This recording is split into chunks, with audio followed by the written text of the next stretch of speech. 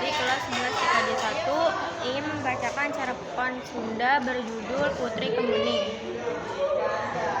Zaman baheula aya hiji raja anu kagungan 10 putri anu gelis.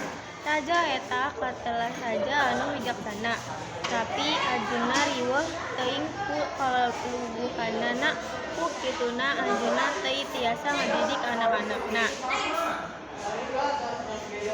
Pamajikan raja geus maot waktu ngalahirkeun anak bungsu. Jadi raja digadekeun ku mantri baseuh. Putri-putri raja manja jeung bangor. Aranjeunna resep main di danau, aranjeunna henteu hoyong diajar sareng henteu hoyong ngabantosan bapa. Pasea sering lumangsung diantara aranjeunna. 10 putri digaranan warna. Putri Cikalna namina Putri Jambon. Adik-adikna ngaranna Putri Jeruk, Putri Nila, Putri Hijau, Putri Grey, Putri Merah Merona, jeung Putri Kuning.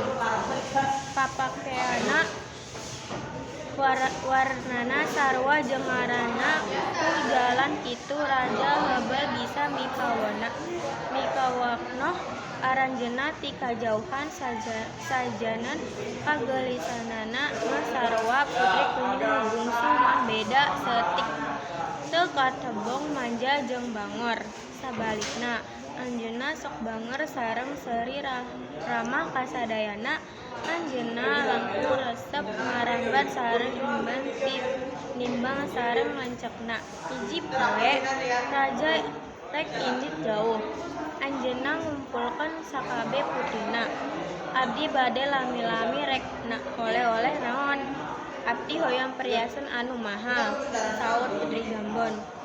Abdi hayang sutra nganggo rilap, saur Putri Orange. 9 anak raja minta hadiah anu mahal ka bapana. Tapi beda jeung Putri Kuning, manehna mikir sakadapan, tuluy nyengki lengan bapana. Pak, abdi ngahoyong anjeun balik kalayan salamet, pokna. Lancek-lancek seserian jeung ngajejek manehna.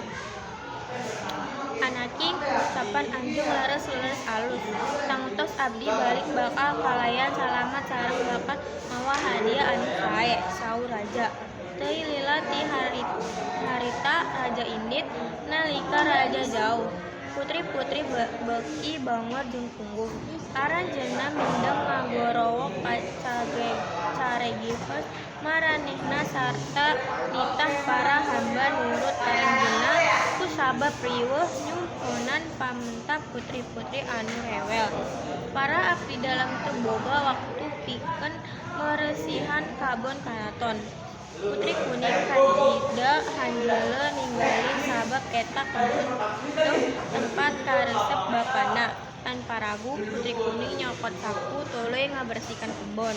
Anjeunna nyabut daun garing, nyabut jakut, sareng motong dahan tangkal dugi karapi. Mimitina Sutri ngalarang tapi Putri Kuning tetep kekeh. Kakak-kakak Putri Kuning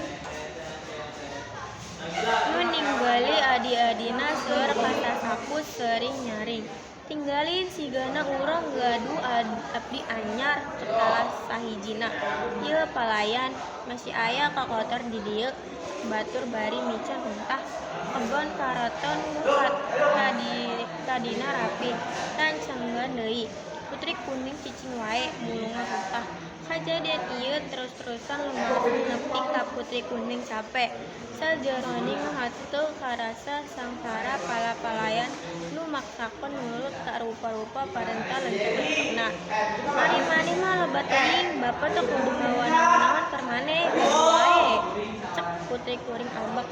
Cukup bosan, hayu urang mandi ditisik mujak Putri Nila. Aranjeunna ninggalkeun Putri Kuning nyalira. Eta kajadian unggul poe nepi ka bapa datang ka imah sabot raja nepi ka karaton. Salapan putri-putrina masih ulin ka talaga.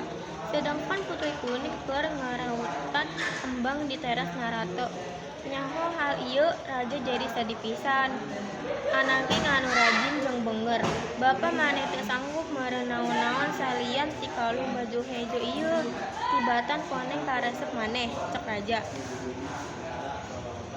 Raja memang milarian kalung batu koneng di sababaraha nagara. Tapi ajeuna henteu kentos mendakeun eta teu nanaon, Pak. Teu nanaon batu-batu hejo oge endah. Tinggalin eta cocok pisan sareng baju koneng kuning. Saur Putri Kuning lembut. Nu penting Bapak tos balik. Abdi bade ngadamel teu panas kanggo Bapak pok deui. Sabot Putri Kuning nyieun eta. Lencek-lencekna datang. Marehna gegeroan neangan kado jeung sinting. Pamerkeun teu aya nu apal ka Putri Kuning. Kumawana naroskeun kado. Isukna Putri hiji ninggalin Putri Kuning make kalung anyarna. Aduh adina kalung anjeun sae pisan eta kalung kada milik Kuning sabab kuring nyaeta Putri Hejo. Bapak masihan ka abdi saneh ka anjeun saur Putri Kuning. Ngadekeun kitu Putri Hejo jadi ambek. Anjeunna langsung milarian dulur-dulurna sareng ngahasut anjeunna. Kalung eta milik kuring tapi anjeunna nyadak tina saku Bapak. Kurang kedeng ngajarkeun anjeunna janten sae cek Putri Hejo. Aranjeunna tara sapuk pikeun ngarebut eta kalung talila Putri Koneng nembongan lencek-lencek nangkep manehna terus nunggal sirahna. Teu disangka-sangka pukulan eta ngabalurkeun Putri Kuning maut. Aduh urang kudu dikubur, cerik Putri Orin. Putri Kuning dibareng ku aranjeunna dikurupna di Taman Karaton. Putri Hejo oge ngubur eta kalung batu hejo.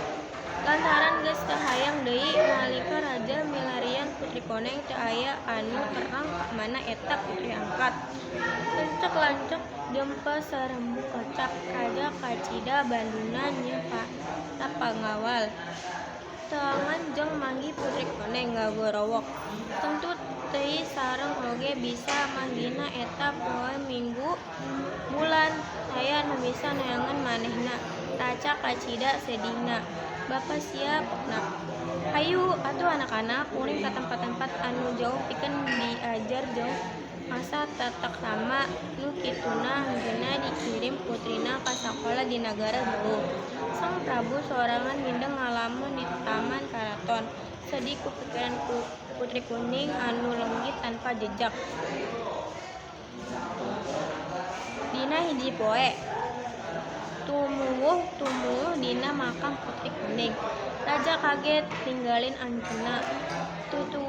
Tutuwuhan naon ieu? Batangna siga jubah putri. Daunna bulet ter ngagulirak siga kalung batu hijo. Kembangna bodas semut sengit. Tutuwuhan ieu ngangingetkeun Putri Kuring ka Putri Koneng. Nuhun abdi bade namina kemuning, cek Raja Bunga. Ti haritna kembang kemuning menang ngaranna malah kembang kemuning bisa dipake pikeun ngawangikeun Bu. Batang dipake pikeun nyi kontak endah. Sedangkan jalma nyi bubuk tina babakan malah sanggeus maot. Putri Kuning tetep meureuh kahendak. Moralna kahadean bakal ngasil hal-hal anu ades. Sanos kajahatan sering ngahalangan. Sekian cerita Sunda dari saya. Wassalamualaikum warahmatullahi wabarakatuh.